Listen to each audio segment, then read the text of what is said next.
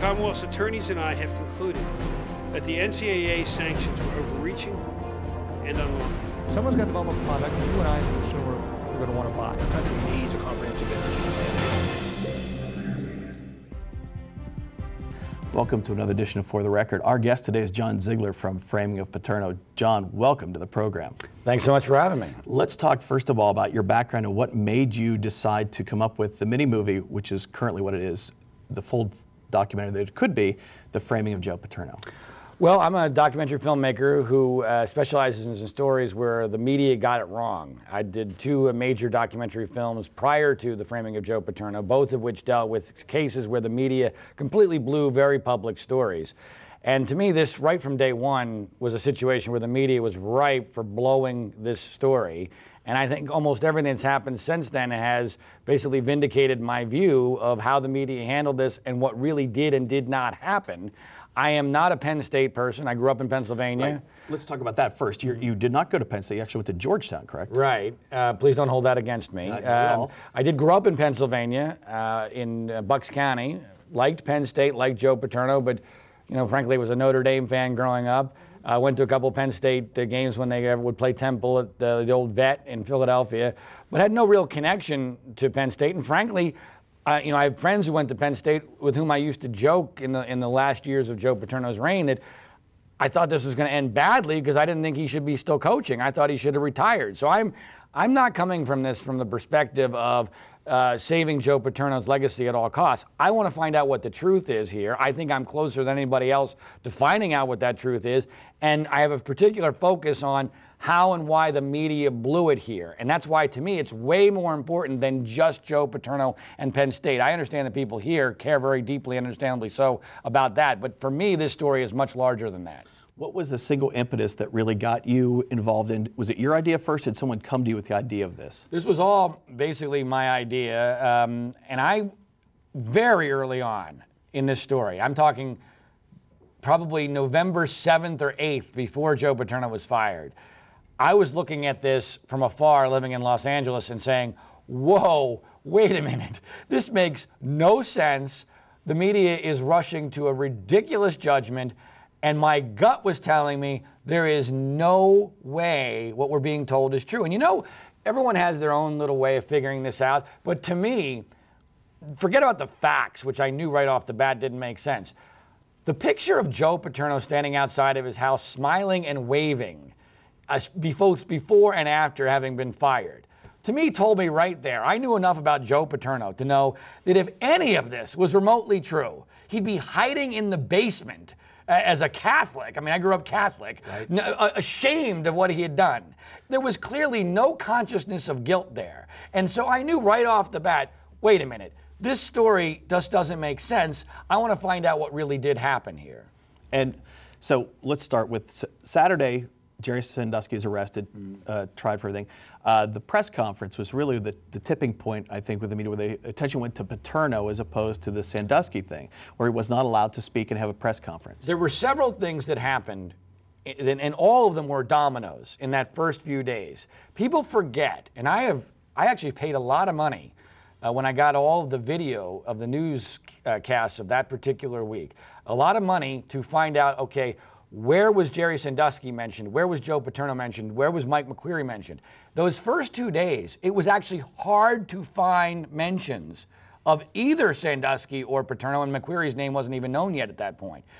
So the first 2 days of this story, importantly, there wasn't that much coverage. And interestingly, Sports Illustrated doesn't even mention the story in any of the news elements of the next edition, which I think is incredibly important. This week that we're talking is the week of the Boston Marathon bombing, and they got the Boston Marathon story on their cover, even though that happened Monday afternoon. So I think it's important from a context standpoint that at first, the Sandusky story wasn't a hit. It was only Monday afternoon when the press conference by the Attorney General, Linda Kelly, and Noonan from the state police, right, they turned it more towards Joe Paterno because of a question about Paterno's moral culpability. But I maintain that while that was an important element, I think two things that happened after that really changed this story. That night, Sarah Gannon writes an article in which she claims that the moms of the victims are blaming Penn State and Joe Paterno, specifically the moms of victim 6 and the mom of victim 1. That story was an abomination. First of all, the mom of victim 1 did not blame Penn State or Joe Paterno, and the mom of victim 6 is an insane person who Sarah Gannon should have known was an insane person who had no moral right to blame Penn State whatsoever because of her own actions involved with the '98 investigation and what happened after that. And that story drove the narrative into Tuesday morning when the press conference got canceled. And the canceling of the press conference, to me, was the point of no return.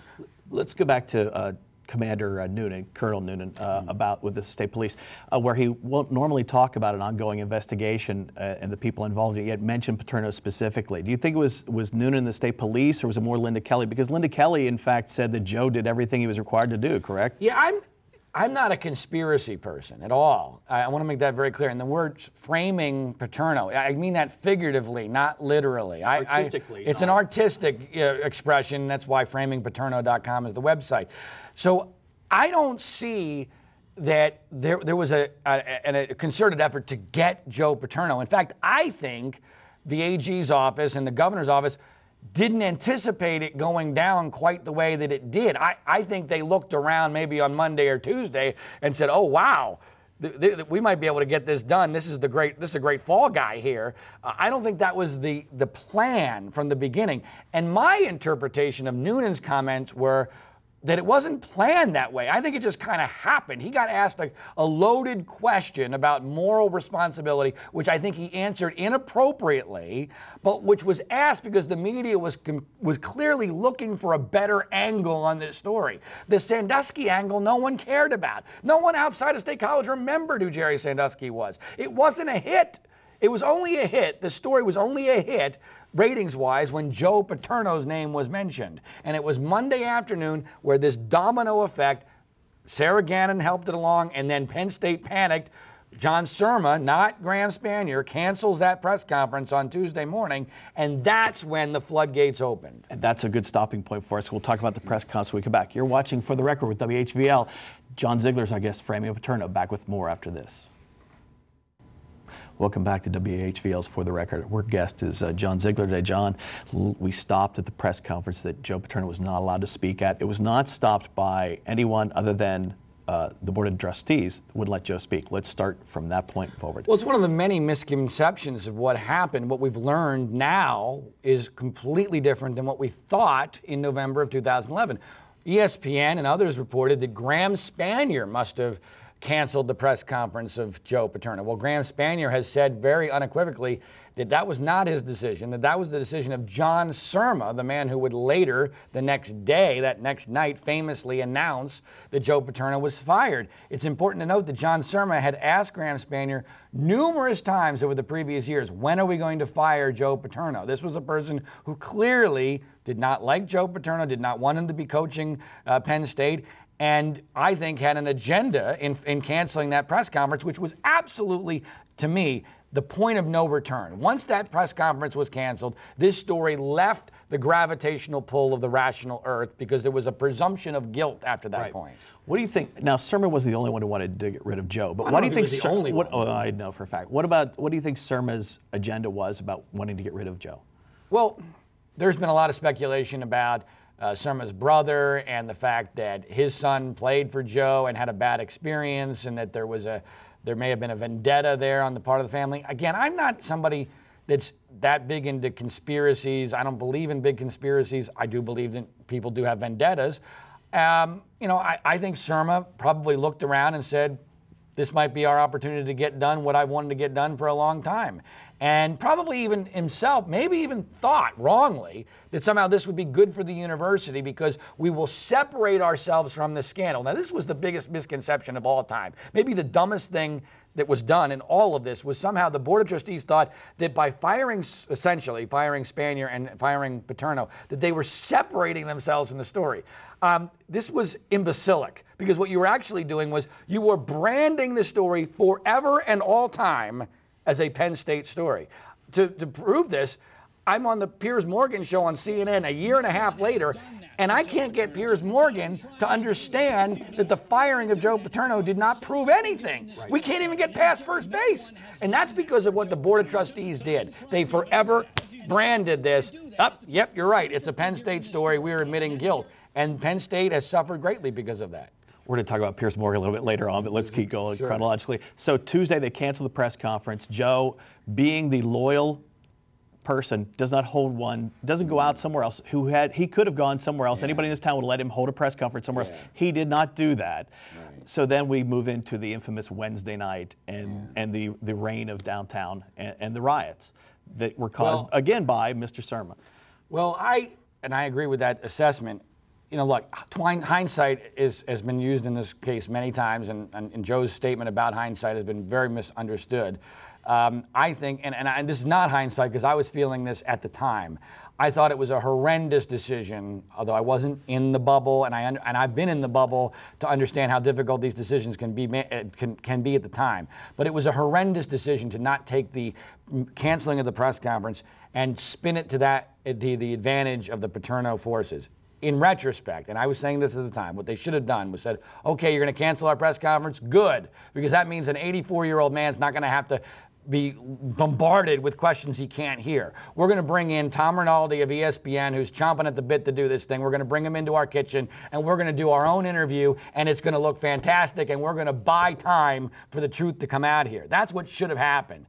For some reason, Scott Paterno and others who were making those decisions at that time decided not to do that, whether they were afraid of Joe being fired for cause, which would have been ridiculous. I mean, come on, let's be serious. The Board of Trustees was not going to fire Joe Paterno because he spoke out in his own defense when being accused of ridiculous transgressions. That was not going to happen. It would never have held up in court. Let's go to that. Who was doing the spin control for the Paterno family? Do you think it was Scott at that point?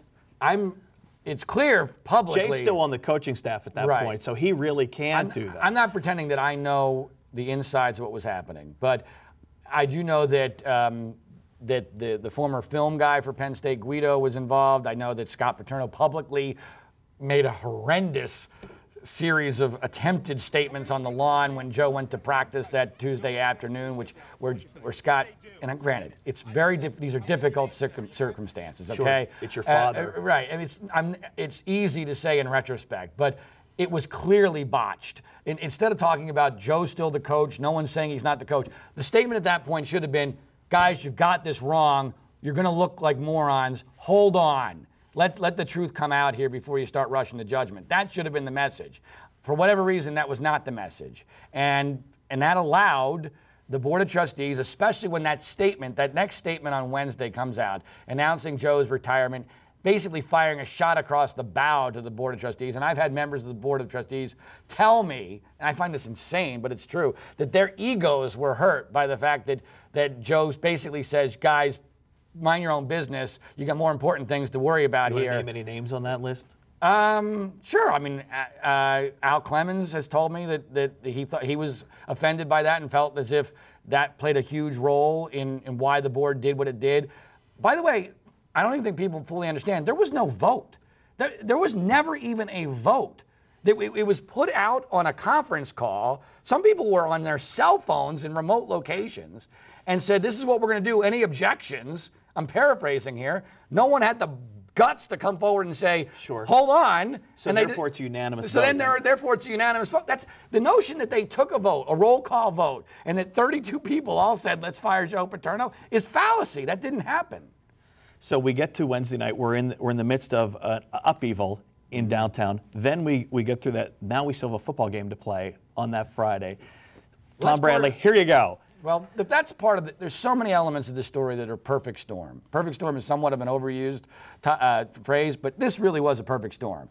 Because of the fact that it was a home game that weekend, and it was Paterno's last home game because of his retirement announcement, now all of a sudden you've got a situation where everybody's like, oh my God, we can't possibly have Joe Paterno on the sidelines. This will look horrible. It'll be a pep rally for Joe Paterno, and we'll look like morons in front of the whole world. Well, I'm sorry, that should not have played a major role in this. I mean, how would somebody go, how someone has a 61-year career erased over 3 days with no real evidence other than a grand jury presentment, which we now know a year and a half later was based in numerous falsehoods, is mind-blowing to me. That's a good stopping point for us. Back with more John Ziegler, framing of Joe Paterno. You're watching For the Record on WHVL. Back with more after this. And welcome back to For the Record. Our guest is John Ziegler, framing of Paterno. FramingPaterno.com is the website. Right, Framing of Paterno is the movie. Exactly. Okay. FramingPaterno.com is the website. Okay. And that's where you can see the movie. Yes, the mini movie right now. Someday, possibly, we'll we'll see. get into that if Yeah. it'll be a full length thing. But now when we stopped, we were at the football game, the last game. Let's move forward into Joe's been relieved of his duties. He's at home. The team has moved on. He grants an interview to Sally Jenkins. In hindsight, I wish I'd have done more. Right. There's the smoking gun that the media has. Well, that statement, In retrospect, I should have done more. No. He says, in hindsight, I wish I had done more. Somehow the media decided that statement, which first came to light just before his firing, was somehow an admission of guilt, which is idiotic. I mean, it's absurd. The term in hindsight means if I knew then what I know now, I would have done not. By the way, the term more is important here because implied in more is I did do what I was supposed to do. Right. I would have gone further if I knew then what I know now. That's a perfectly rational statement. But to me, that shows, first of all, the agenda that the media had here. Because they were going to take anything they could possibly take out of context, which they clearly did there, to try to point this at Joe Paterno, because that was the great story. The great story here was the bringing down of a legend. The Jerry Sandusky story was not that interesting to them. It was not a ratings hit. But the Joe Paterno story, now we got a story. Well, further to that, Jerry Sandusky left the university in 1999 as an employee, and one of the things that was alleged to have happened, Mike McQueary's allegation, happened in 2001 when he still had access to the university's property, but he wasn't on the staff. He was given emeritus status by President Spanier at that point. Actually, technically, he was given that by Rodney Erickson, which is Okay. even more bizarre. And we'll get there too. But I mean, everything was not a Penn State. This was a Jerry Sandusky issue, Right. but it doesn't play well in Peoria if it's Jerry Sandusky. Exactly. And frankly, my view of that entire sequence of events has changed since my interview with Jerry Sandusky. In what way? In many ways. I mean, I've learned a lot of facts that frankly the public still doesn't know because the media has basically censored it. My interview with Jerry Sandusky, 3.5 hours of recorded material. Remarkable stuff. Learned a lot of things. First of all, one of the things we learned was, which is incredibly important, that Jerry Sandusky had no idea that Mike McQueary was the witness up until it became public. Now, why is that important? It's important for a couple of reasons. First of all, it brings into grave question Mike McQueary's credibility because Mike McQueary claims in one of the versions of his story that he made eye contact with Sandusky and the boy, who, by the way, was not 10 years old. He was almost 14 years old at the time. So that's important. But more importantly than that, it means that we now have almost a perfect I keep using the phrase perfect storm situation where Sandusky is going along for 10 years in his relationship with McQueary, having no idea McQueary was the witness, which makes it more relevant that McQueary goes and plays in 2 Jerry Sandusky second mile golf tournaments. Right. They joke around together at an Easter Seals football game. McQueary asks Sandusky about a walk-on from Central Mountain High School. They have a very cordial relationship up until, Jerry says, late 2010, early 2011 in Jerry's recollection. He didn't understand it at the time, but he noticed a cooling of the relationship. Well, what happens at that time? Grand jury. That's the time when Mike McQueary is questioned by investigators, told that there's a grand jury investigation of Jerry Sandusky, told, I'm sure, that we've got victims, we believe he's a pedophile, we heard you saw something, can you help us out here? Now, understandably, this is not something nefarious. I'm not accusing Mike McQueary of being a horrible, lying person. I'm suggesting Mike McQueary is a human being. A human being might go, oh my gosh, so I'm believing that Jerry Sandusky is a pedophile. Now I'm going back, and I can't even remember the date, the month of the year of the event, but what I saw must have been something really horrible. So I've used the analogy of a 5-alarm fire. Mike McQueary thinks he saw a 1-alarm fire back in 2001.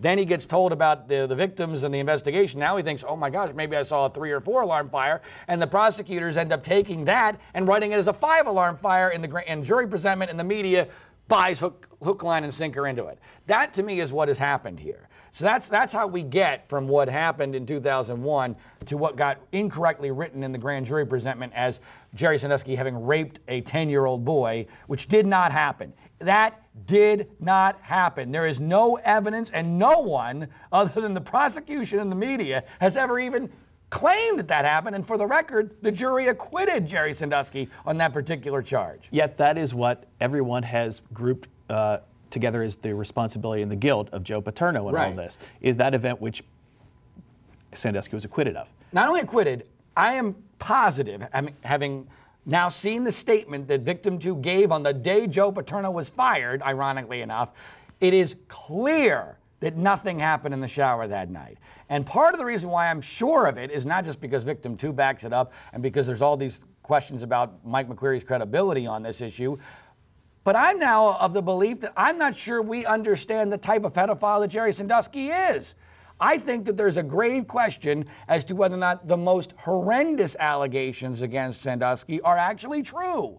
Because when you look at the evidence carefully, and when you sit next to Jerry Sandusky and you talk to him about this, at the very least, I can understand why Tim Curley was convinced nothing happened, because he's incredibly persuasive, especially when he knew victim 2 was going to back him up on this. And that, to me, is why the McQueary-Paterno conversation has been totally overrated. It's almost irrelevant what McQueary told Paterno. The key conversation was Sandusky-Curley. And I understand firsthand why Tim Curley was convinced nothing happened and why Penn State did what they did at that time. Now, you're sitting down with Sandusky, real quick. You talked to him in prison. How did you get the access to do that? And by the way, you think he's guilty? No, he's a pedophile. Right. But I have grave questions about the type of pedophile he is. And that's an important part of this story that I realize is politically incorrect. We're not allowed to suggest that any of the victims are exaggerating their stories. I have grave questions as to whether or not he ever actually had sex with any of those boys. John, we have much more to talk about. Would you stay for another episode? Let's do it. I got a lot to say. Wonderful. Send everybody to the website before we go to this one. www.framingpaterno.com. John Ziegler, thank you very much. You've been watching For the Record with John Ziegler. We hope to see you again soon. Take care. Bye-bye.